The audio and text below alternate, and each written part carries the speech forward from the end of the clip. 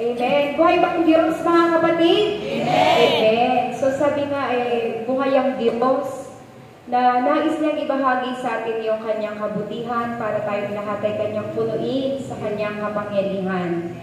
At sabi nga, maraming tao umaakyat ng bundok. Bakit umaakyat ng bundok?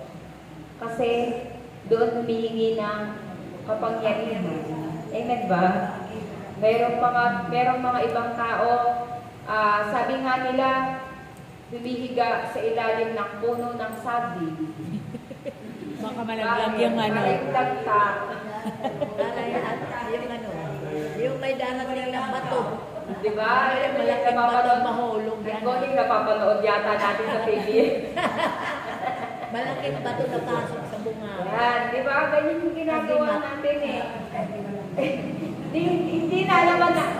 Hindi naman natin alam na yung baka yung kapangyarihan na makuha natin ay galing kay Kaning. Hindi natin alam. Yes. Pero dito, sa ating gawain, alam natin kung kanino manggagaling yung kapangyarihan ating tataglayin. Amen ba? Alam natin yung kapunuan kung kanino manggagaling. Kasi bakit? Wala naman tayong ibang tinawag kundi ang pangalan ni Amang Yahweh. Wala naman tayong ibang pinapurihan kundi ang pangalan ng Diyos. Diba? At wala rin naman tayong alam na magbibigay sa atin ng kapangyarihan kundi ang Espiritu Santo na magbibigay sa atin ng kapunuan at kapuspusan. Unlike kapag kung saan tayo nagpupunta, umaakyat tayo ng bundok, umaasa tayo ng pagbalik ko. Incredible Hulk na ako. Diba? Hindi natin alam kung kanino galing at kung saan galing. Pero praise the Lord, sabi nga tayo ay tinuturuan ng Diyos. Diba? Itinuro sa atin ng Diyos kung paano tayo mapuno. Itinuro sa atin ng Diyos kung paano makamit ang kapangyarihan ng Diyos. Maganda ba na makamit natin yung kapangyarihan ng Diyos? Siguro pag may makakarinig sa atin, yung napaka-imposible nyo eh. Kalain mo yung kapangyarihan ng Diyos. Ibibigay sa inyo. Bakit? Ibinigay ba sa alagad? Amen. Alagad ba kayo? Amen. Bakit hindi pwedeng ibigay? Diba? Kung tayo naman ay mga disipulong alagad. Diba? Pag sinabing disipulong alagad, ito yung mga taong sumusunod sa kalooban ng Diyos. Amen ba? Kaya kung ibinigay sa mga alagad, ibibigay din sa atin. Kaya wag nating pagtakhan pag may nagtanong sa atin, sigurado kayo? Abay, oo. Bakit? Kung nagpupuri kami, Diyos lang naman ang tinawag namin eh. Hindi naman kami tumawag sa pangalan ni Baal. Amen ba? Ang tinawag lang naman namin ay ang pangalan ni Amang Yahweh. Siguro naman kilala nila yung pangalan Yahweh. At siguro naman alam natin yung mga kaloob ng Espiritu Santo na ipinagkaloob sa mga alagad noon. Kaya nga ang mga alagad, diba, handa silang sumunod kahit sila'y mapugutan na ng ulo. Handa silang sumunod kahit sila'y mabalatan ng ulo. Kita mo yan, ganyan ang mga alagad. Natatakot ba tayo? Wala.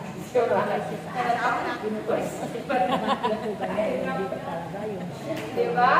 Ganyan ang mga alagad yun. Pero sabi nga, sila'y hindi natakot sapagkat alam nila na sila ay pinuno ng Diyos ng kapangyarihan at karunungan. Kaya nga, diba, sabi sa Mateo 10, sapagkat hindi kayo ang magsasalita, kundi ang Espiritu ng Ama ang magsasalita sa pamamagitan ninyo.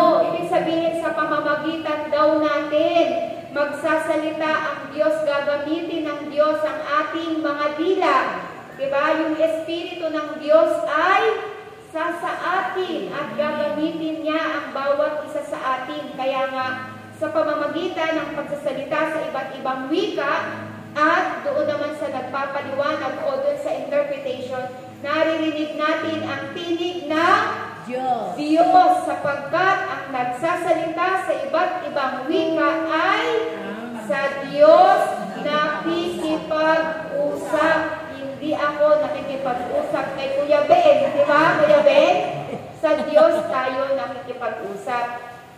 Kaya nga, minsan kapag tayo nagsasalita sa iba't ibang wika, naririnig natin yung salita ng ating Espiritu. Di ba? Na nagpupuri sa Diyos. Sapagkat sabi nga, kaya napakahalaga. Ano ba yung gusto nating marinig? Di ba, mas mahalaga naman na marinig ang tinig ng Diyos? Amen. Sawa na tayong marinig yung tinig ng kapitbahay natin. Di ba? Araw-araw ngayon naririnig na natin eh.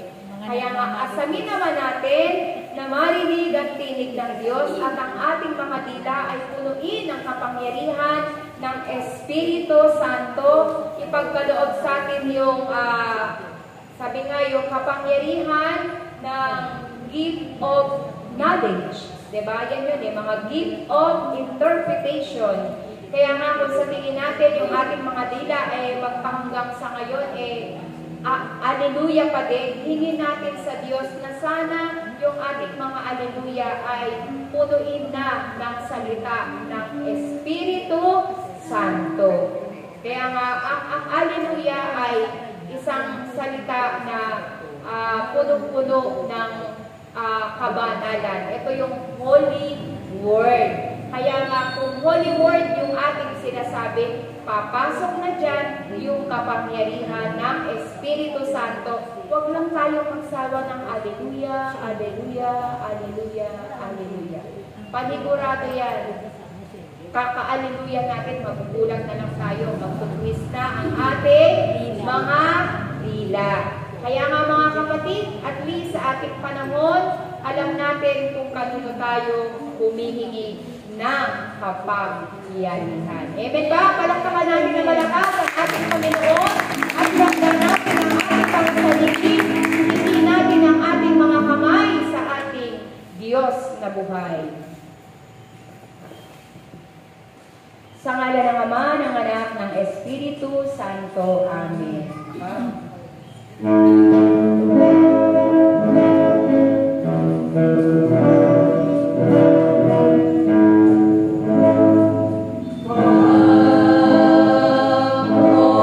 Spirit,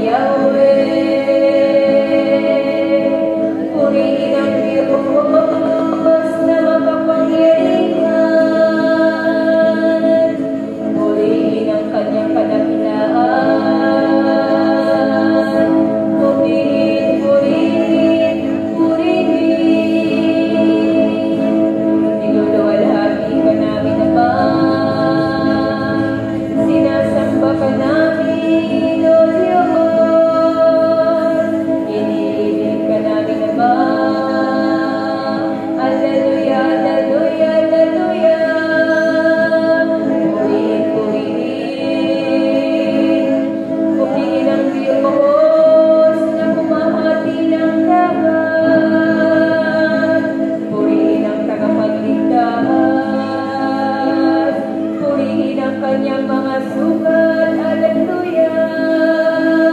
Hallelujah, hallelujah. Hallelujah, hallelujah, hallelujah. Hallelujah, hallelujah.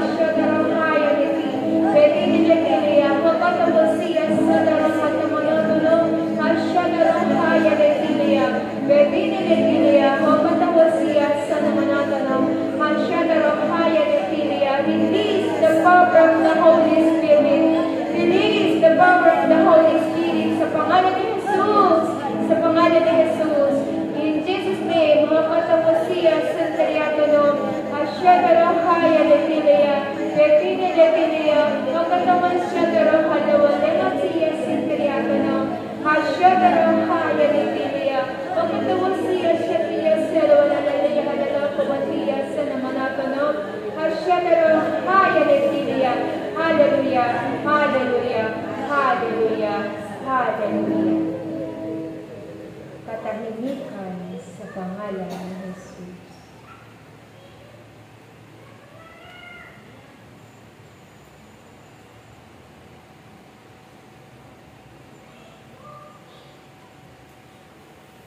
Muli tayong magsiawit ng papuri sa Panginoon.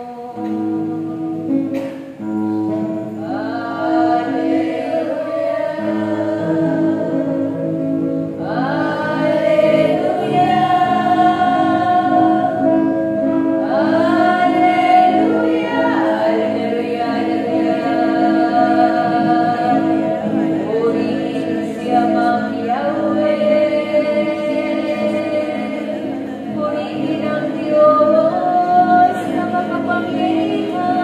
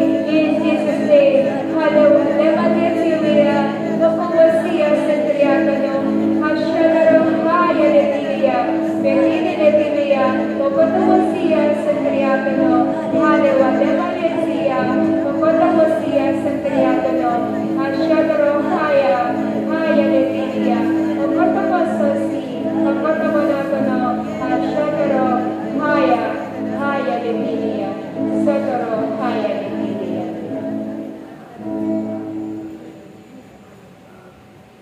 Katahimikan sa pangalan ni Jesus. In the